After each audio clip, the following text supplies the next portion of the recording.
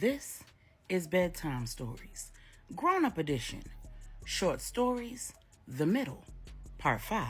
When we left off, Tru had an emotional breakdown, and Woody was there to comfort her.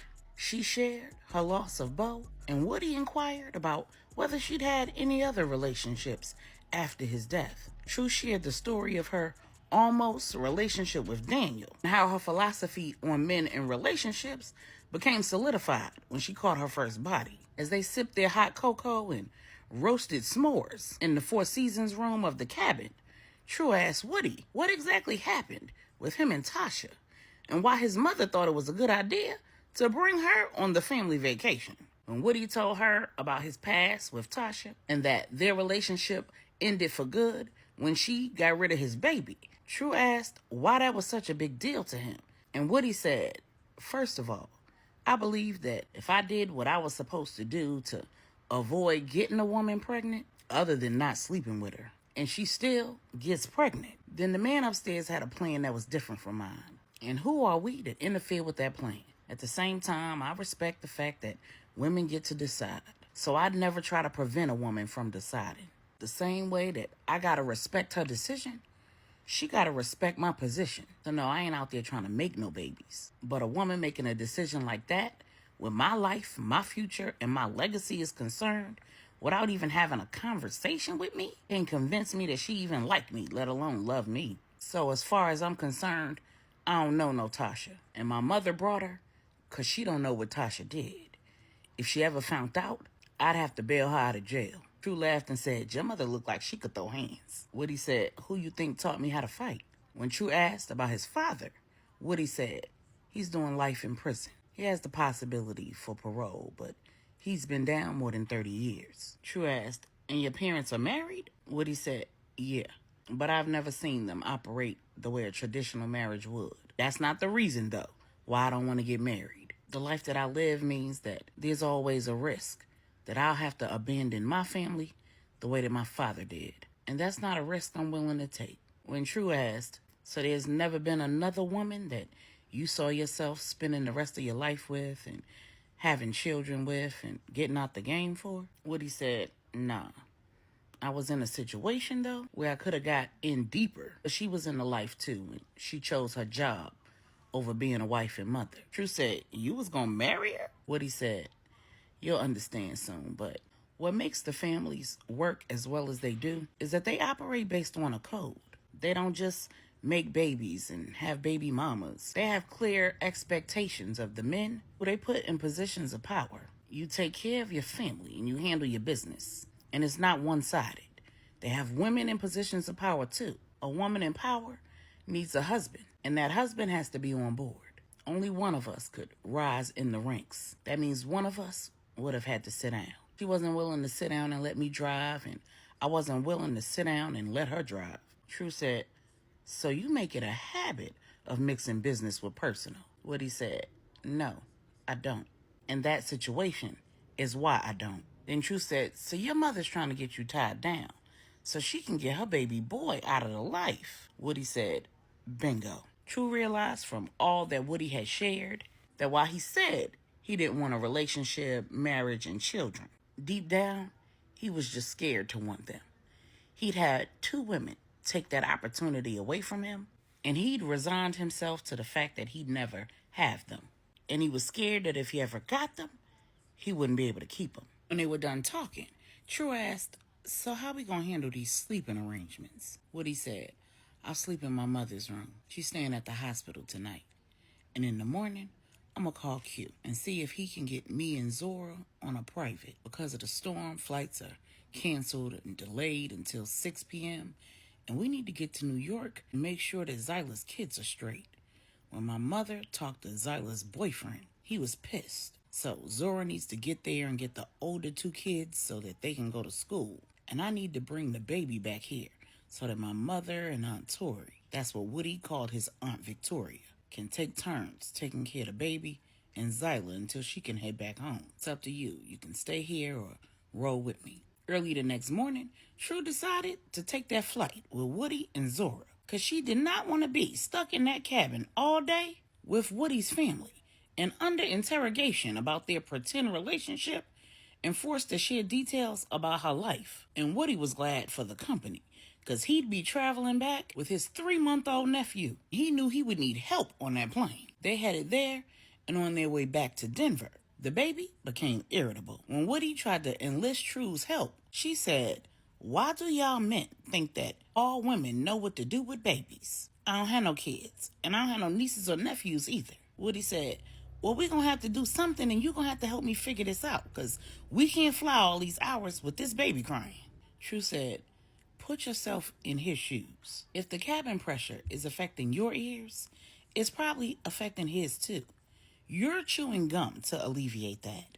Try giving him a bottle." When that worked, Woody said, "So you scold me for thinking you know what to do, and turns out you know what to do." Tru laughed and said, "But not because of some motherly instinct.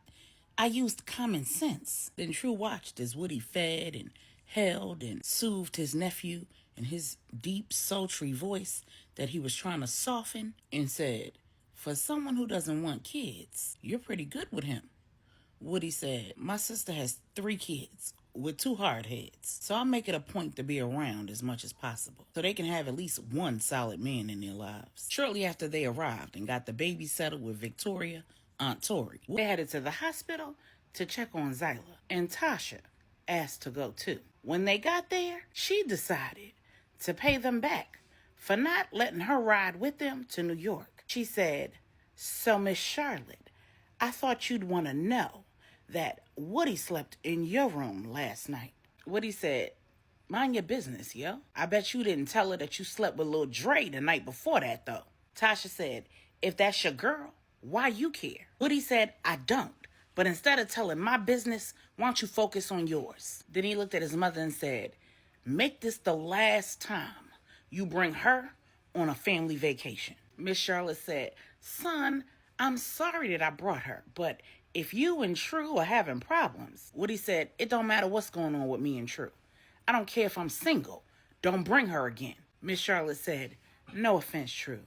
You need to make me understand why you have such animosity towards Tasha. If y'all weren't on again and off again, she would have never had 2 children with somebody else. Y'all could be married with kids by now. Haven't had enough." Woody said, Ask her why we don't have children." Tasha said, "You never told your mother?" She was too dense to realize that telling Miss Charlotte was going to change her life forever. She honestly thought that she knew. Woody said, "Nah, you tell her." Miss Charlotte said, "Well, somebody tell me." Tasha said, "That time when him and Lil Dre got locked up, I thought he was going to be down for a while, and I already had 1 child that I was raising by myself. I was pregnant, and I decided that I didn't want to have to raise 2. Miss Charlotte said, "Stop right there. You was pregnant by my son?" Tasha said, "Yeah." Miss Charlotte said, "Lil Dro, get her away from me right now before they have to find a bed for her in this hospital. Take her back to that cabin, have her pack her stuff, and put her on the first thing smoking back to New York." Tasha said, "I don't understand what's the..." Miss Charlotte said, "Little girl, don't talk to me. I don't ever want to see you again. You are dead to me. I don't know how you going to pay your bills, how you going to feed those 2 children that you have. But my son is no longer going to foot the bill." When Woody went to interrupt, Miss Charlotte said, "I don't care what you promised her dying mother. If she wanted somebody to take care of her child, she should have had life insurance. You won't cut another check. Do you hear me? And the next woman you drop your seed off in better feel the same way we do about having babies." And then she looked at Tru. Under pressure and wanting the record to be very clear, even though her and Woody weren't actually in a relationship, Tru said, "Oh no, that's not my thing. Anything coming here, coming out when God says so." Pissed and embarrassed, Tasha said, "You think you better than me. And while I appreciate you saving my life and everything, I'm not about to let you play in my face." Woody said, "Tasha, that's not the person you want to..." And before Woody could finish his sentence, Tasha called Tru the B word, and Tru put Tasha on her back. Then she looked at Woody and said, "And she need to find her own way home. Don't give her no ride," and walked off Woody got a call from Q. Woody said, "What up, bro?" Q said, "I hate to interrupt your romantic getaway." Q had been teasing Woody about taking Tru on his family trip to get his mother off his back. "But we got a situation," Q continued. "Stephanie did some crazy mess, and Corey needs to get home from Denver ASAP." Stephanie was Angela's sister, and Q was married to Angela. Corey was Stephanie's husband, and he was a pastor who was in Denver at a convention. He planned to leave the convention early and head home on the first flight out of Denver that was scheduled for 6 p.m. because one of the pastors who was working on the convention with him had made a pass at him, and Stephanie had warned him well in advance that the woman had a thing for him, and he didn't listen. He didn't know at the time when he was planning to go home that his crazy wife had attempted an at-home induction. When he got the call from Angela, he was livid. When the 6 p.m. flight got canceled, Q offered to send a private. When he told Corey that Woody was using one already and that he was going back to Denver, Corey said it was fine.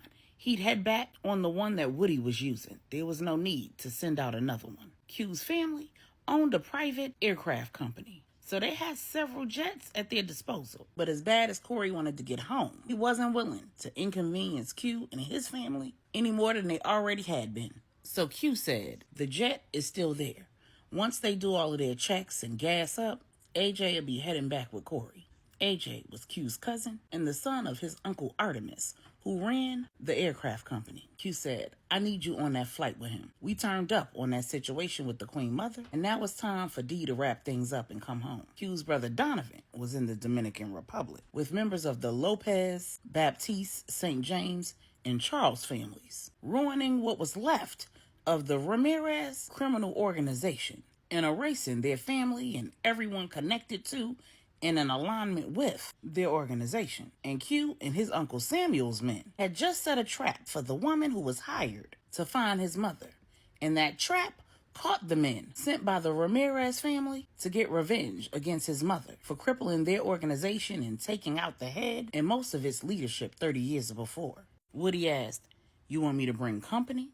referring to Tru. Q said, "She there with you now?" When Woody said yes, Q said, "Let me holler at her real quick." When Tru got on the phone, Q said, "So, I'm assuming you haven't heard." Tru said, "Heard what?"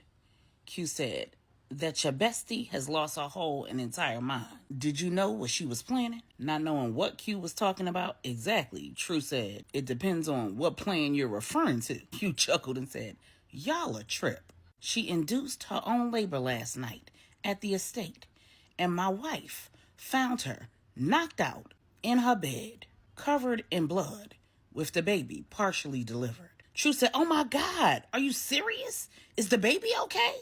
And hell no, I didn't know about that. If I even knew she was planning that, I would have had her committed with Rennie's behind. You said, "She and the baby are fine. They're both at the hospital. I'm putting Corey on a jet so he can get back here. Do you want to come back here too? Or do you want to put in some work with Wood? Or do you need to check with your boss first?" Tru was completely caught off guard. She had no clue that Q knew what she and Stephanie were up to. She figured that Woody had told Q that he was training her. But since she didn't tell him and he never asked, she figured that neither Woody or Q knew that Stephanie planned to be the queen pin and she was training to be her right-hand woman. Tru kept her cool and said, "I already know what her answer would be. I'm going wherever your boy going." Q said, "Y'all really on some queen pin-ish? That's crazy. When I met you, you were a kid in college running around wrecking-ish with the other two members of the Three Musketeers. And now you grown, still on the same stuff." Tru said, "You know what they say about leopards and their spots. We ain't new to this. We true to this." When Woody and Tru met Pastor Corey at the private airport, he wasn't at all surprised to see Tru there. He dug in his briefcase and handed her 8 bugs, 7 video, 1 audio, and said, "I prefer that you not do what you're doing. But if you're gonna do it, you need to know how to do it right." The only thing was, he was 1 bug short when they got on the plane. Corey told Tru just how he'd found the bug in his briefcase and the ones in his and Kim's hotel rooms. Then he said, "I removed them because I figured you'd be leaving too. I saw you in the lobby." Trude shown up in Denver in advance of Corey's arrival, and when she went to the lobby when he got there, she was in disguise. She had no clue that Corey had recognized her. He said, "The last thing that you'd want is for someone else to discover those bugs, trace them back to you and my wife. Y'all both end up doing Fed time for illegal wiretapping." Tru hadn't even considered that she might need to get back into the rooms and collect the bugs, because Stephanie had a plan to erase all traces of the connection between her computer and the bugs. But she ain't tell Corey that. She knew not to admit to anything. After all, Corey was a pastor, but he was still a decorated, undercover FBI agent. And right now, he was pissed. So she just listened, while Corey gave her and Woody the game on how to make hidden cameras virtually undetectable, how to make their wireless connections undetectable too, and how to erase the footprint between the connections. When they landed, Corey headed straight to the hospital, Woody headed to the firm to get the tools of their trade, and Tru headed to the estate to gather some more belongings that she had stored there thanks to Stephanie. When Woody pulled up outside, Angela was entering the estate. When she saw Tru, she said, "Where is she?" Confused, Tru asked, "Where is who?" Angela said, "Stephanie." Tru said, "I thought she was at the hospital. Didn't she have a baby?" Angela said, "She did." And when Corey got to the hospital and she heard his voice in the hallway, she asked me to take him to the nursery so that he could see his daughter, because she wasn't ready to face him yet. And when we got back to her room, she was gone. Tru said, "Angela, I haven't seen or spoken to Stephanie." Angela said, "Well, why are you here?" Tru said, "I came to get some things because I'm getting ready to head to the DR with Woody." Angela said, "Right. Don't worry about it. I know where Stephanie is." When Woody and Tru got to the airport hangar, AJ said, "We got company." And when they got on the jet, sitting inside was Stephanie. Woody said, "Oh, hell no. I don't know what you got going on, Stephanie, but you're not going with us to the DR." Stephanie said, "Of course not. I'm just hitching a ride." Woody said, "Does Q know about this?" Stephanie said, "I'm sure AJ has told him already, even though I asked him not to." When Woody went to the cockpit to ask AJ, AJ said, "Q told me to take her wherever she want to go. She grown." Woody said, "That's crazy." AJ said, "Well, he says she's in for a rude awakening when she gets to Puerto Rico." When the plane landed in the DR, a chauffeured car was waiting for them on the private airstrip, and standing at the back seat was a 6-foot-tall, exotic-looking beauty with a visible pistol on her hip and her head on a swivel. And Tru didn't miss the look on Woody's face or the one on Stephanie's. Woody was thinking, "Oh, this should be interesting." And Stephanie was thinking, "Am I tripping? Or does Q's cousin look like my cousin Miranda?" Of course, Stephanie had seen Samuel Baptiste's only daughter Selima several times over the years since Q and Angela had been together. But this was the first time that she'd seen Selima since she'd met her Uncle Manny.